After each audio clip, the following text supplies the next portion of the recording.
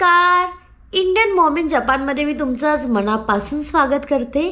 तर आपला आजचा जो विषय असणार आहे ते जपानमधलं माझं सेल्फ केअर रूटीन, जे मी एक 15 ते 20 दिवसातून किंवा 15 दिवसातून तुम्ही म्हणू शकता, जे मी मेंटेन करते ते मी आज तुमच्याबरोबर ह्या व्हिडिओमध्ये शेअर करणार आहे. त्यामुळे आपला हा व्हिडिओ पूर्णपणे पाहत राहा.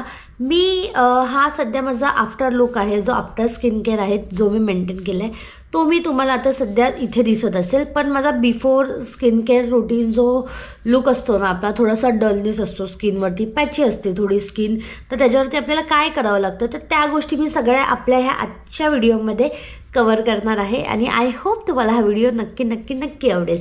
तर व्हिडिओ पूर्ण पहा. चला सुरुवात करूयात व्हिडिओला. तर आता इथे मी माझं सेल्फ केअर रूटीन स्टार्ट केलेलं आहे आणि सगळ्यात आधी इथे मी आयब्रोज करत आहे. आयब्रोज करण्याआधी सगळे केस जे आहेत ते मागे टाय केलेले आहेत आणि अशा प्रकारे मला जी स्किन आहे ती टायटन भेटते आणि मग मी प्रॉपरली करू शकते. आयब्रोज जे आहेत ते मी खूप प्रॅक्टिस केलेली आहे, त्यानंतर मला जमतात. ॲक्च्युली मी माझे आयब्रोज स्वतःच करते. जर तुम्हाला करता येत नसेल तर तुम्ही आयब्रो रेझर यूज करू शकता. इथे मी सेकंड स्टेप घेतलेली आहे, ते म्हणजे ब्लॅकेट रिमूव्हल टेप. तर आयब्रोजच्या नंतर इथे मी ब्लॅकेट्स रिमूव्ह करून घेणार, ते माझ्या नोजवरचे. ॲक्च्युली मला ब्लॅकेट्स नाही आहेत, पण थोडे ऑइली स्किन असल्यामुळे आपण जे कुकिंग वगैरे करतो ना, त्यामुळे आपले जे नोज एरिया असतो त्याच्यावरती थोडं लेअरिंग येतं ऑइलिंगचं. सो त्यामुळे ब्लॅकेट टेप खूप युजफुल राहते क्लीन करण्यासाठी पोर्स. तर आता इथे मी अप्लाय करत आहे. सगळ्यात आधी वेट करून घ्यायचं आपला नोज एरिया, त्यानंतर ती टेप जी आहे ती अप्लाय करायची अशी प्रॉपर, आणि 10 मिनिट्स तरी ती प्रॉपर ठेवायची आहे. आणि जेव्हा तुम्हाला तुमचं जे नोज आहे ती टेप आहे जेव्हा कडक लागेल, जेव्हा असं वाटेल की ती बऱ्यापैकी ड्राय झालेली आहे ना, त्यानंतरच ती टेप जी आहे ती रिमूव्ह करायची.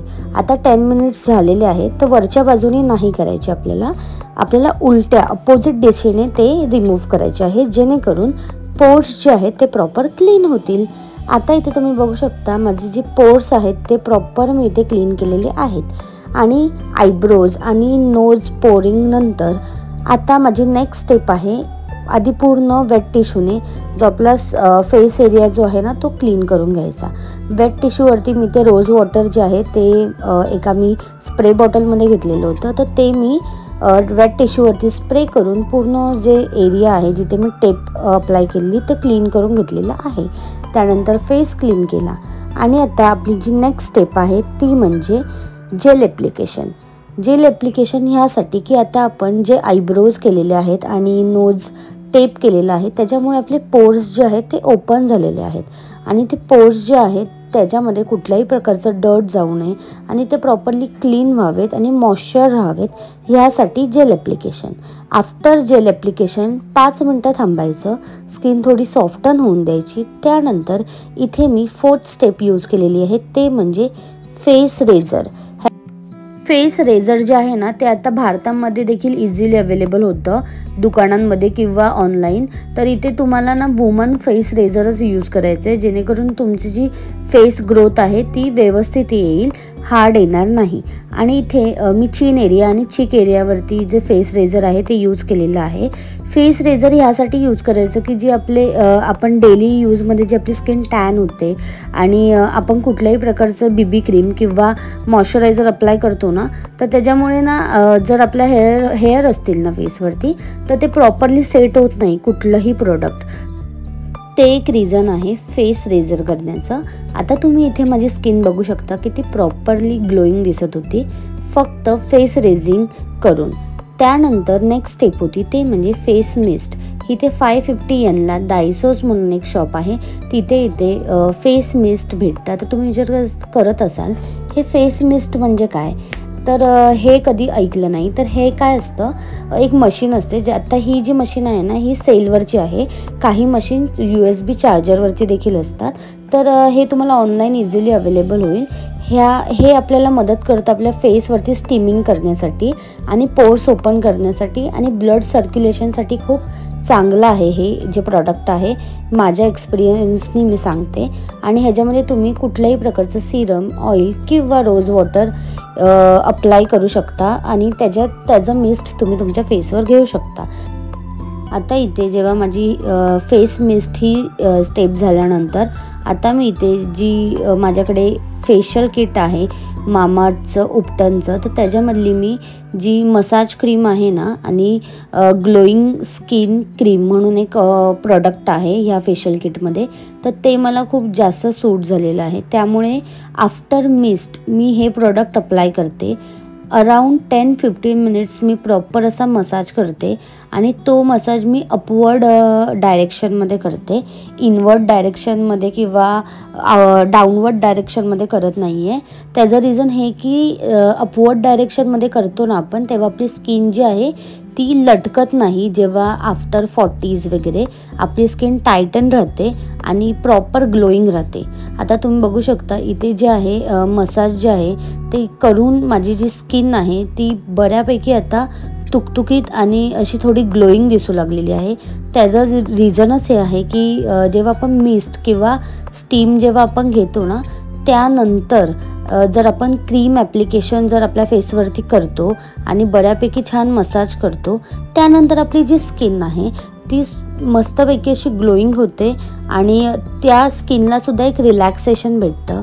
तर ही स्टेप बिलकुल तुम्ही तुमच्या स्किन रुटीनमध्ये स्किप करू नका, ही नक्की अप्लाय करा जर जे कोणी घरामध्ये होम बेस स्किन केअर करत असतील ते. आणि ज्यांना स्टेप्स ज्या आहेत त्या माहीत नसतील तर तुम्ही ह्या स्टेप फॉलो करू शकता. ह्या तुम्हाला खूप जास्त हेल्प करतील. आणि जर तुम्हाला डिटेलमध्ये फक्त फेशियल स्टेपवरती व्हिडिओ हवा असेल तर ते देखील तुम्ही मला कमेंटमध्ये सांगू शकता. नेक्स्ट स्टेप आहे ती म्हणजे विटॅमिन सी ॲप्लिकेशन.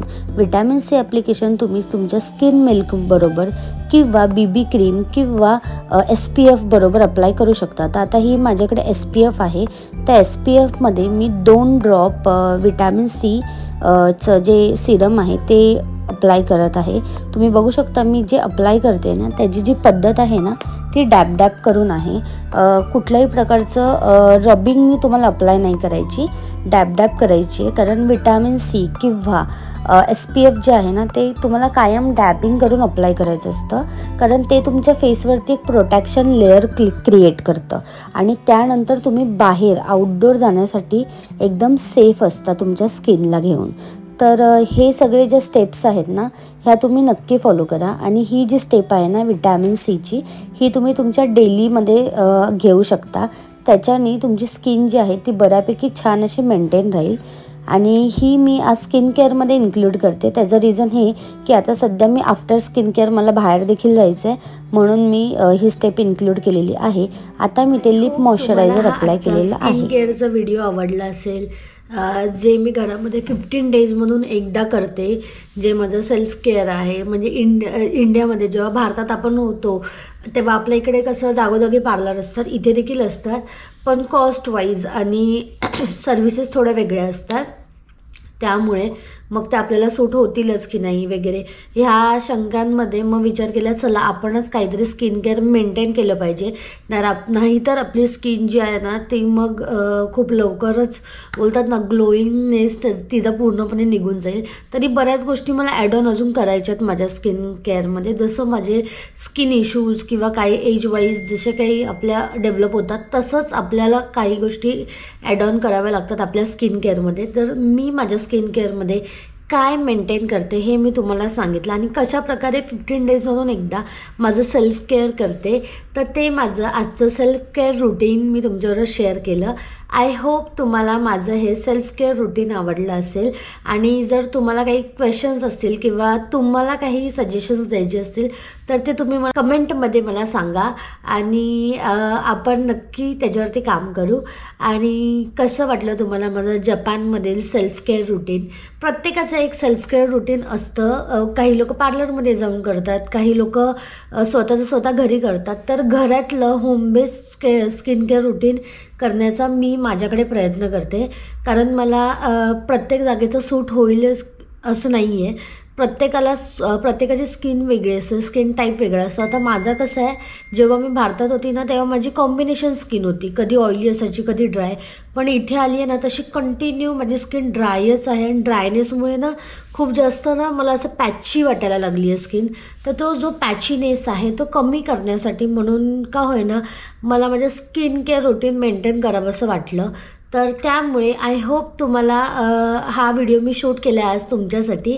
आणि मला नक्की सांगा की तुम्हाला हा व्हिडिओ कसा वाटला आणि तुम्हाला काही टिप्स द्यायच्या आहेत का मला, आणि मी दिलेल्या टिप्स तुम्हाला कशा वाटल्या हे देखील मला सांगा. धन्यवाद हा व्हिडिओ आपला पूर्ण पाहिल्याबद्दल.